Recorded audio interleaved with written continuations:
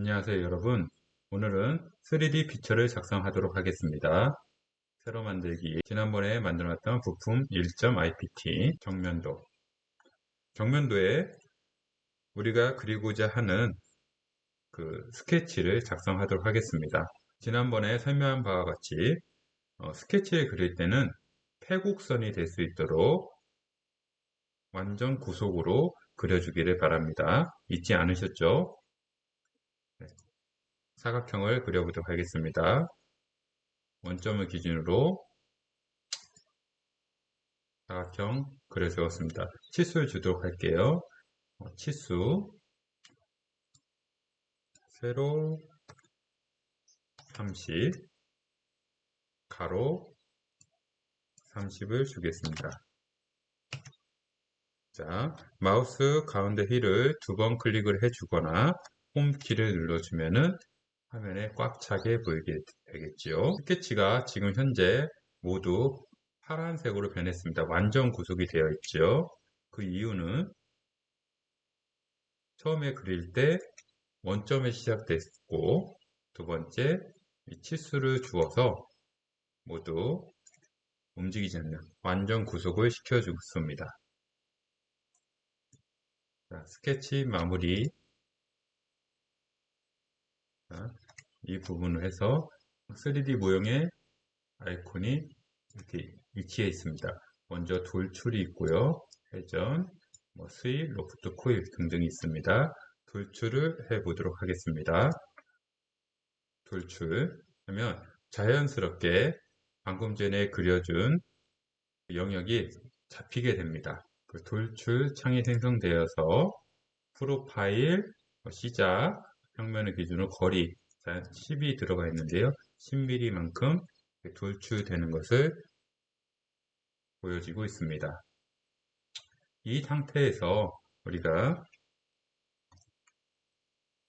스케치의 돌출 방향을 결정해 줄 수가 있는데, 보시다시피 앞으로 나오게 할 수도 있고 뒤로 가게 할 수도 있고, 그 작업 평면을 기준으로 앞뒤로 거리만큼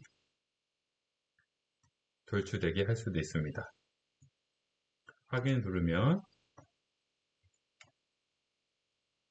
작업 평면 이 부분을 기준으로 해서 앞쪽 방향으로 10mm만큼 돌출된 것을 알 수 있습니다. 돌출된 것을 수정할 때는 작업 트리에 돌출이 이렇게 나와 있죠. 이 부분에 아이콘을 더블 클릭을 하면은 다시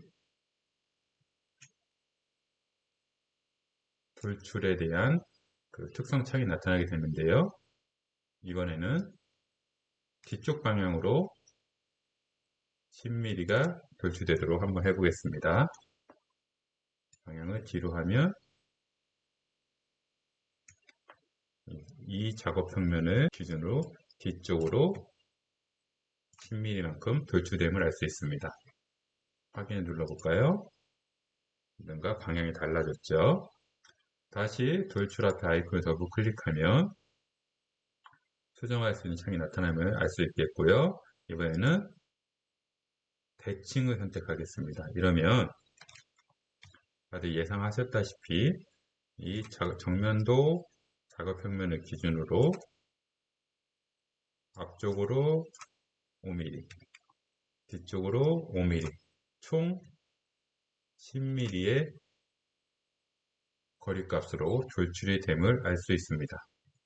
확인을 눌러보면은 똑같은 10mm지만 앞쪽으로 정면도 앞쪽으로 나오느냐, 이쪽으로 가느냐, 정면도 기준으로 양쪽으로 대칭되게 가느냐, 그 돌출의 방향을 결정할 수가 있습니다.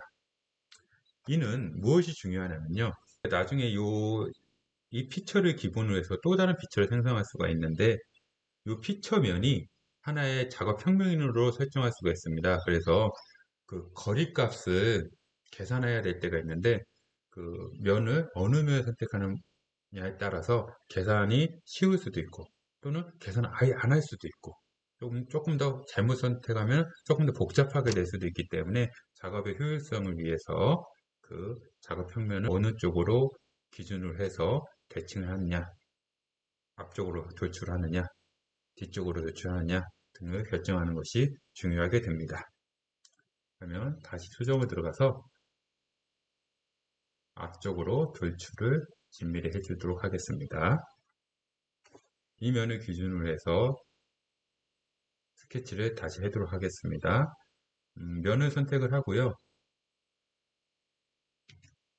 2D 스케치를 클릭을 해줘도 되고요. 그러면 선택한 이 면에 스케치가 작성되게 되고요. 또는 이 아이콘의 끝쪽으로 가면 스케치 작성이라고 있습니다. 이걸 누르면 바로 그 면에 스케치가 되도록 합니다. 가운데 휠을 눌러서 앞쪽으로 이렇게 좀 끄집어왔고요. 원을 그려줘 보겠습니다. 원의 기준 원점에다가 여기는 10mm. 그러면 완전 구속이 됐죠. 왜? 원점을 기준으로 시작을 했고 치수를 주었기 때문이죠. 또 다른 원을 그려보도록 하겠습니다. 자, 이쪽 면을 정확히 잡아서 이렇게 그려야 되는데요. 이렇게 해서 치수 20mm 이렇게 하면은 정확한 원점을 잡았기 때문에 또 완전 구속이 됨을 알 수 있습니다. 그런데 이 부분이 잘 선택이 되지 않을 때가 있습니다. 이럴 때는 형상 투영이라고 있습니다. 이 형상을 투영해 준다는 건데요. 이 형상 투영을 눌러주고 이렇게 가면은 3분위 하나씩 투영이 되게 됩니다. 그러면 조금 더 선택하기가 쉽게 그 지점을 선택하기가 쉽게 됩니다.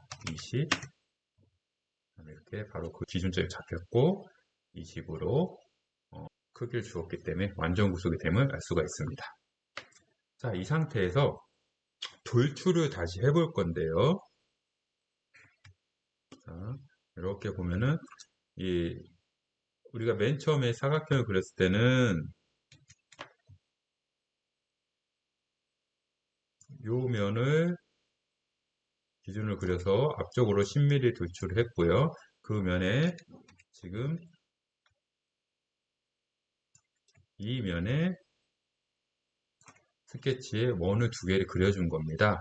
그러면 이 원을 돌출을 한다면 이 사각형만큼 하려면 어떻게 해야 될까요? 뒤쪽으로 10mm 돌출을 해줘야 되겠죠. 10mm 돌출을 사각형을 도출할 때에는 스케치 마무리를 누르고 3D 모형에 가서 돌출을 눌러서 영역을 선택하고 그랬습니다. 하지만 이제 스케치가 된 상태에서 이 상태에서 알파벳 익스트루드의 돌출 2를 눌러주면은 돌출할 수 있는 창이 형성이 됩니다. 그런데 하나를 그렸을 때나 또는 이제 선택이 쉽게 회곡선이 되는 경우에는 자연스럽게 이 원이 돌출 모양 사각형 나온 것처럼 그 방향으로 돌출됨이 자연스럽게 나타나지만 지금은 나타나지 않고 있죠. 이럴 때는 프로파일 선택을 눌러줘서 선택이 제대로 안 됐죠. 이 부분이 안 됐죠. 이 부분도 이렇게 선택을 다시 눌러주고 이 부분 이렇게 원을 선택을 눌러주면은 선택이 됐기 때문에 이 10mm 거리만큼 돌출되는 것을 알 수 있습니다. 방향이 어떤가요? 앞쪽으로 나와 있죠? 네, 이때는 어떻게 해야 된다? 뒤쪽 방향으로 10mm 우리가 해주는 게 근데 어떻게 됐어요? 이 부분이 이렇게 해서 뒤쪽으로 이렇게 돌출됐으면 했는데 그 부분이 원만큼 이렇게 없어져 버렸네요. 원하는 형상이 나오지 않았어요. 어떻게 하면 돼요? 수정을 들어가서 방법이 이 부분에 그 답이 있습니다. 지금 두 번째 부분이 선택된 것을 알 수 있는데요. 이 부분은 차집합입니다. 빼라는 얘기죠. 그 부분을. 근데 우리는 이 부분 앞에 합집합을 해주겠습니다. 먼저 차집합이 됐으니까 이 차집합을 이제 하면 이런 방금 전과 같은 형상이 나타나는 걸 알 수가 있고요. 합집합 옵션을 선택해 볼게요. 하면 네, 이렇게 사각형의 원 두 개가 달린 형상이 되는 거죠. 그러면 도출 옵션 또 다시 보겠습니다. 차집합은 방금 전에 했지만 한 번 더 보면은 차집합 누르면 이렇게 차집합 형상이 되는 걸 알 수 있고요. 교차가 있어요. 교차 눌러주면 어떻게 되냐? 이 사각형과 이 원에 같이 접하는 부분만 남게 되는 거죠. 이렇게 옵션을 통해서 우리가 할 수가 있겠습니다. 우리는 뭐 합집합을 하도록 하겠습니다. 네. 어렵지 않죠? 자, 이 부분에서 우리 못깎기와 못따기가 있는데요. 이 못깎기를 필렛이라고 하는데 한번 해볼게요. 못깎기를 눌러주면은 네, 모서리 선택하게 나오고 반지는 얼마 나오는데요. 우리 1mm로 한번 해보겠습니다. 이 모서리 선택을 우리 어느 이 부분 이렇게 하면 예, 이 부분이 라운드 처리됨을 알 수 있습니다. 네, 못따기가 있습니다.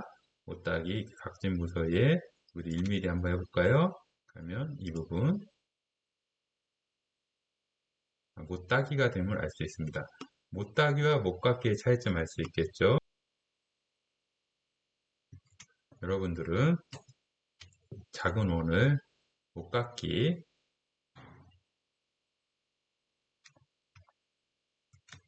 요 선 여기 이제 모서리 부분 있죠? 이 부분을 모서리 부분 있죠? 이 부분을 못따기를 한번 해보기 바랍니다.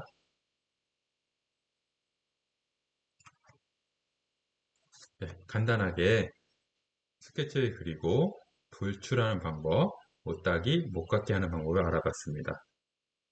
제시되는 과제를 한번 그려보도록 하기 바랍니다.